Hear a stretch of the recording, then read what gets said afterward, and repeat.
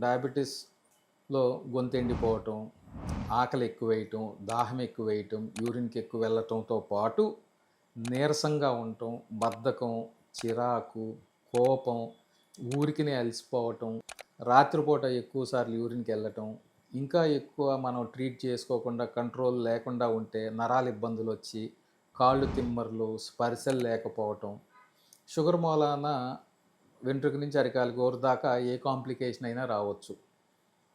జుట్టు దగ్గర నుంచి కళ్ళు, చూపు మందగించవచ్చు, మసగ్గా కనపడటం, స్లోగా శుక్లాలు రావటం, రెటీనా పొరల లోపల డిటాచ్ అవ్వటము, రక్తనాళాల్లో స్మాల్ క్లాట్స్ రావటము, నరాల ప్రాబ్లమ్స్, నరాల తిమ్మిర్లు, అట్లాగే అన్‌కంట్రోల్డ్‌గా ఉంటే కిడ్నీ సమస్యలు, డయాబెటిక్ నెఫ్రోపతి అని అంటాం. సో, నెఫ్రోపతి, న్యూరోపతి, రెటినోపతి, పుళ్ళు అయితే పుళ్ళు మానకుండా ఉండటం, ఇయన్నీ షుగర్ మూలాన వచ్చే కాంప్లికేషన్స్.